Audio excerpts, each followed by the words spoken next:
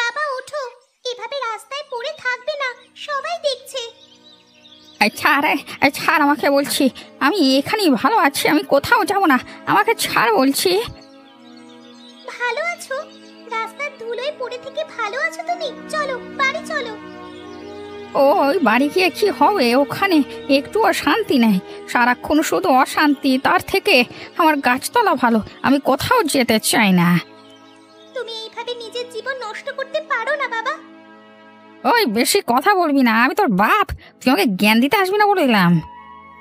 তুমি শুধু নামেই আমার বাবা, কাজে তো একটা মাতাল। নিজের সাথে সাথে আমারও মান সম্মান নষ্ট করছো তুমি। হ্যাঁ রে, মাতালি তো। মদ না খেলে কষ্ট ভুলবো কি করে?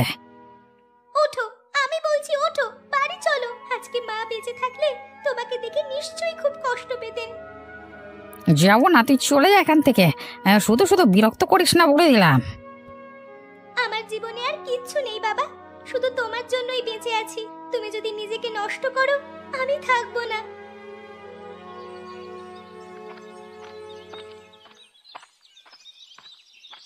এইভাবে সংসার চলে না রে রতন, প্রতিদিন কোনো না কোনো ঝামেলা। কি বলতে চাইছিস তুই? তোর বউ যদি একটু কম কথা বলতো তাহলে তো এত ঝামেলা হতো না।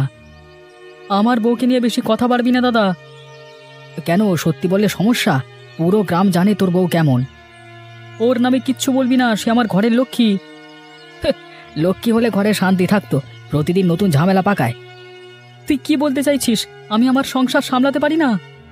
তুই আমার কথা বোঝবার চেষ্টা কর। সংসার মানে শুধু নিজের ইচ্ছা অনিচ্ছা নয়, অন্যদের কথাও শুনতে হয়। তুই একটু বেশি কথা বলছিস। তোর যদি সংসারে থাকতে মন না যায় তাহলে থাকিস না। সত্যিটা তিতই হয় রে রতন, কিন্তু সেটা মানতে হয়। আর একটাও ফালতু কথা আমি মুখ থেকে শুনতে চাই না, তোর কোনো কথা শুনতে চাই না। তোর এই গুয়ার তুমি একদিন সব শেষ করে দেবে। তুই আমার কথাটা মিলিয়ে নিস।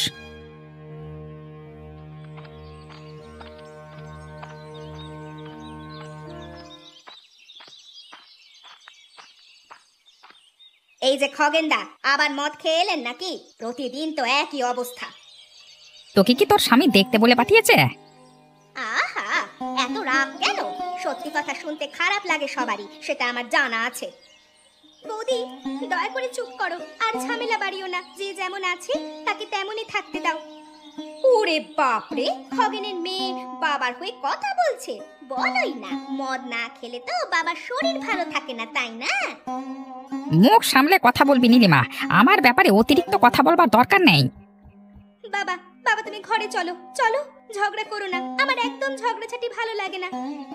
না, আমি শুনবো কেন? এই মেয়ে, তোর মা মরে গেছে বলি তোর বৌদিকে মুখের উপর কথা বলবার সুযোগ দিয়েছিস? হ্যাঁ, আহারে, নিজের মেয়েকেই দোষ দিচ্ছে। কি দারুণ বাবা সন্তানের সম্পর্ক। তা হ্যাঁ রে পূজা, আমি বলে এরকম বাবার মুখ দর্শন পর্যন্ত করতাম না। তোমরা এবার দয়া করে চুপ করো, আমার আর একদম ভালো লাগছে না।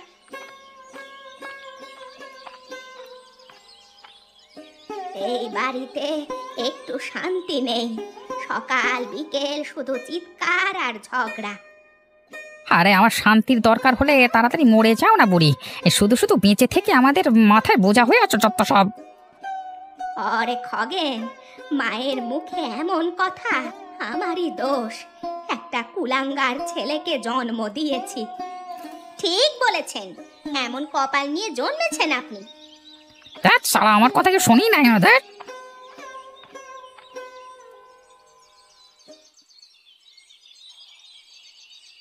আরে বুড়িমা নাকি? আরে এসো এসো। তা কি ব্যাপার হঠাৎ করে আমার বাড়িতে? কিছু দরকার নাকি? বাবু, আমার কপালে কি শান্তি নেই? বুড়ো বয়সে ঘরটাও টিকবে না মনে হচ্ছে। কেন, কি হয়েছে? কে তোমার ঘরের প্রতি দৃষ্টি দিয়েছে? দৃষ্টি কেউ দেয়নি বাবু, ঘরের যা লোকজন আমার, সারা দিন ঝগড়া অশান্তি লেগেই আছে। আমার ছেলে আর ছেলের বউয়েরা আমাকে ভালোভাবে থাকতে দিচ্ছে না এই শেষ বয়সে। আপনি কিছু একটা করুন বাবু। তোমার ছেলেরা যে এরকম আমি তো জানতাম না। তা খগেনের কি খবর? বউ মারা যাবার পর থেকে মেয়েটাকে কিভাবে রেখেছে সে? সে তো নিজের জীবন নিয়েই ব্যস্ত, মদ খায়, ঘুরে বেড়ায়। আমার কথা শুনবে কেন? না না, এ তো ভারী অন্যায়। তোমার ছেলে থাকতে তুমি যে এমন অসহায় হয়ে পড়েছো আমার দেখেই খারাপ লাগছে। তোমার জন্য কিছু একটা ব্যবস্থা অতি অবশ্যই করা দরকার। আপনি যা হোক একটা পরিকল্পনা করুন বাবু, না হলে ওরা সবাই মিলে আমাকে খেয়ে ফেলবে। সব ঠিক হয়ে যাবে, কোনো চিন্তা করবেন না। তবে আমি যেমনটা বলেছি তেমনভাবে চলতে হবে। বেটারা একবার বিপদে না পড়লে কে আপন আর কে পর সেটা বুঝতে পারবে না।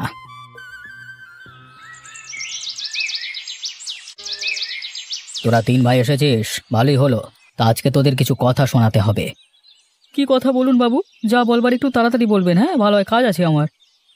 আমরা শুনছি বাবু, আপনি বলুন। আর তোর কথাটাই আগে বলতে হয় খগেন, তোর জন্যই তো তোদের বাড়িতে শান্তি নেই। আমি আবার কি করলাম বাবু? কি করিস না সেটা বল। সারা দিন মদ খেয়ে ঘুরিস, বউটাকে তো খেয়েছিস, মেয়েটার প্রতি কোনো খেয়াল রাখিস না। বুড়ি মায়ের খোঁজ নিস না, উপর থেকে সবার ক্ষতি করিস। আপনি আমাদের পরিবারের ব্যাপারে নাক গলানোর কে? ঠিকই তো বলেছে, আপনি গ্রামের মোড়ল বলে যা খুশি তাই করতে পারবেন নাকি? ওরকম কথা বলিস না রতন, কার সাথে কিভাবে কথা বলতে হয় শিখিসনি? তোরা তিন ভাই একসঙ্গে থেকেও একে অপরের ক্ষতি ছাড়া কিছুই ভাবিস না। তোর এই ঔদ্ধত্য আমি অনেক দিন ধরে সহ্য করছি। বেশি কথা বলবেন না বাবু, আমাদের পরিবার নিয়ে নাক গলানোর দরকার নেই। আমি যদি তোমাদের মায়ের বন্ধু হয়ে কিছু বলি তবে কি ভুল বলি? ঠিক আছে বাবু, অনেক শুনেছি, এবার চললাম।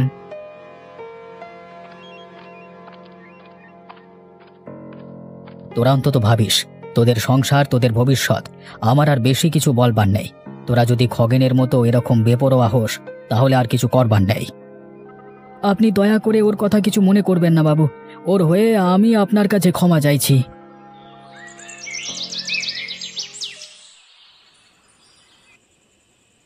ঠাকুমা, আমি একটা কথা জিজ্ঞেস করতে এসেছি। বল রে মা, কি বলবি বল। আয়, এখানে এসে বসবি, আয়। ওখানে দাঁড়িয়ে আছিস কেন এভাবে? আমি জানি আমার মতো তুমিও এই বাড়িতে থাকতে পারছো না। সারাদিন ঝগড়া অশান্তি লেগেই আছে। এখন যদি ভাবো তোমার ছেলেরা যদি তোমাকে তাড়িয়ে দেয় তাহলে কোথায় থাকবে? ওরে মেয়ে, দুনিয়াটা বড় নিষ্ঠুর, কিন্তু একটা পথ আছে। কি পথ ঠাকুমা? বিষয়টা কাউকে বলিস না। এই জঙ্গলের গভীরে একটা জায়গা আছে, সেখানে এক জাদুকরি তরমুজ আছে। জাদু তরমুজ? হ্যাঁ মা, যদি কেউ সেই তরমুজের কাছে গিয়ে চায় তবে সে যা চাইবে তাই পাবে। সত্যি? তাহলে আমি যদি সেখানে গিয়ে থাকবার জন্য একটা সুন্দর ঘর চাই তাহলে পাবো? হ্যাঁ রে মা, তবে সাবধান, এই কথা যেন কেউ না জানে। জাদু তরমুজ? যদি ওখানে গিয়ে প্রচুর ধনসম্পদ চেয়ে নিই তাহলে তো আমার জীবন বদলে যাবে। ঠাকুমা, সেই তরমুজ কোথায় পাওয়া যায়? আমাকে সেই পথ দেখিয়ে দেবে? এখন রাত অনেক হয়েছে, কাল সকালে বলবো। কিন্তু মনে রাখিস, লোভ করবি না, যা দরকার তাই চাইবি। লোভ করবি না? আমি তো অনেক ধন সম্পত্তি চাইবো। আমি শুধু একটু শান্তি চাই ঠাকুমা, এই বাড়ির অশান্তি আর আমি নিতে পারছি না।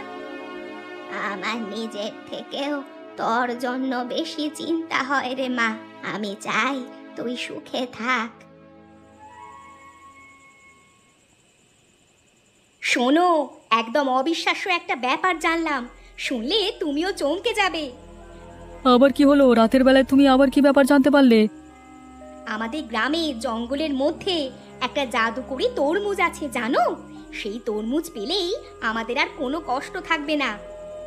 জাদুকরি তরমুজ? এসব বাজে কথা কে বললো তোমাকে? পাগল টাগল হয়েছো নাকি? নাকি ঘুম হয়নি ভালো করে? আমি নিজে তোমার মায়ের মুখ থেকে শুনেছি। সে পূজাকে বলছিল জঙ্গলের মধ্যে একটা তরমুজ আছে, তাকে যা চাওয়া হয় তাই দেবে নাকি। সত্যি বলছো? আমার সাথে ইয়ার্কি করছো না তো? মরণ, আমি এই রাত দুপুরে তোমার সাথে ইয়ার্কি করতে যাব কেন? আমাদের ওই তরমুজ চাই, তুমি কালই সেটা উদ্ধার করতে যাবে। কিন্তু আমার তো ব্যাপারটা হবে না, তোদের আগেই আমি সেই তরমুজ বের করব, তারপর যা চাইবো তাই পাবো। হা হা হা হা হা।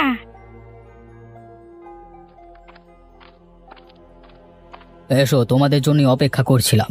কেউ দেখেনি তো তোমাদের? না বাবু, রাতের অন্ধকারে চুপি চুপি চলে এসেছি, কেউ কিছু টের পায়নি। ভালো। বলো, পরিকল্পনা মতো সব কিছু করছো তো? হ্যাঁ বাবু, আমি ঠিক মতো রতন আর নীলিমার কানে খবর পৌঁছে দিয়েছি। ওরা তরমুজের কথা বিশ্বাস করেছে। দারুণ, তাহলে তারা তরমুজ খুঁজতে জঙ্গলে যাবে।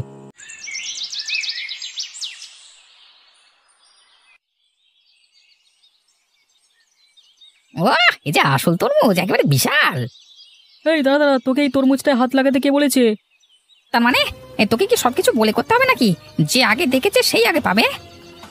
ওসব চালাকি আমার সামনে চলবে না। এই তরমুজ আমি নিয়ে যাব। কে রে তুই? সব সময় তোর 2 নম্বরই চলবে না। যা গিয়ে বইয়ের পা ধুয়ে জল খেয়ে যা, কাজ দেবে। এ আবার কি ব্যাপার? সকালবেলা এখানে কিসের ঝগড়া? আরে দাদা, তুমি এখানে কি করছো? তোমার এখানে কি দরকার? এতক্ষণে ব্যাপারটা বুঝতে পেরেছি। তোমরা দুজনেই তাহলে ষড়যন্ত্র করে আমাকে এই তরমুজটা দিতে চাও না, তাই তো? নিজেরা একাই নিয়ে নেবে। তরমুজ নিয়ে এভাবে কুকুর বিড়ালের মতো ঝগড়া করতে লজ্জা করে না?